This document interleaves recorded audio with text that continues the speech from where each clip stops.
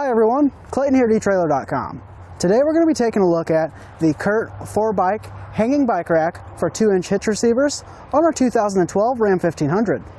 You might be asking yourself, why do I need a bike rack if I have a truck? Well, if you're going camping, going on a long road trip, or just wanting to hit the trails, we can have our bed space wide open for anything we might need to take.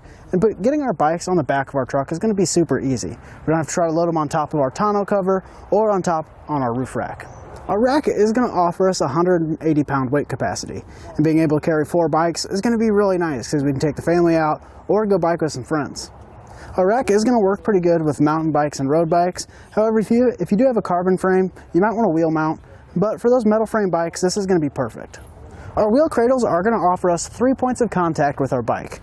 We're going to have one here for our back post and then 2 on our top post to secure it down to our rack. I also recommend picking up a wheel strap. You can find one of those here at etrailer.com. Just that way when you're going down the road, our front wheel isn't moving all over the place and possibly not hitting our truck. To take our bike off, we just want to release our straps. They are rubber, so all you have to do is pull down and kind of pull them out to release them. And with those released, we can pick up our bike and slide it off of our rack.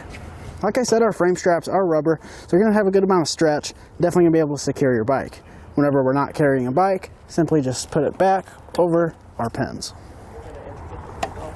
Another nice feature is we're going to have reflectors on our back posts here. That way we can make sure we're seen when we're going down the road. Now we can go ahead and get a few measurements for you just to help you understand where it's going to sit on your truck. First measurement we're going to do is from our bumper to our bike rack.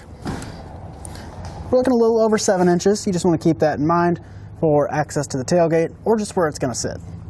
Next, we'll do the measurement from the ground to our bottom tube. That's right about 18 3/4 inches. You just want to keep that in mind for ground clearance. And then the measurement from our bumper to the end of our rack is right at 38 inches. To tilt our rack away from our truck, we're going to pull our pin out here and have to wiggle the rack forward and backward. Then we'll lift up here and then lower it down. We'll now lower our tailgate. And it does come pretty close down here. I wouldn't lower it down all the way against there, but it still gives us plenty of room to access our cargo. It's always a good idea to take your bikes off before you tilt it away. So we've accessed our cargo. We can now put our bike rack back. We'll just lift up. You'll hear the pin lock into place. We can now reinstall our pin. Make sure to add your safety clip on the other side. Our arm tilts down whenever we don't need our bike rack. All we have to do is take out our pin. Might have to lift up on this and just kind of loosen it. And then we can lower this down and add our safety pin back. Now this is going to be really nice for everyday use because we're not going to have to take the bike rack off of our truck. We can just leave it in this stored position and not have to worry about it. There is quite a bit of play in our bike rack, but if you did want to buy an anti-rattle device, you can find one of those here at etrailer.com. We also sell locking pins, that way you know that your bike rack is going to be secure all the time. And if you wanted a hitch alignment tool, you can find one of those here at etrailer.com as well. In conclusion, this is a really nice bike rack. However, if you're biking all the time, I might consider other options. This is just going to be really good for your weekend biker. This is our test course. Let's start with the slalom. This shows side-to-side action, such as turning corners or evasive maneuvering. Then, onto our alternating speed bumps.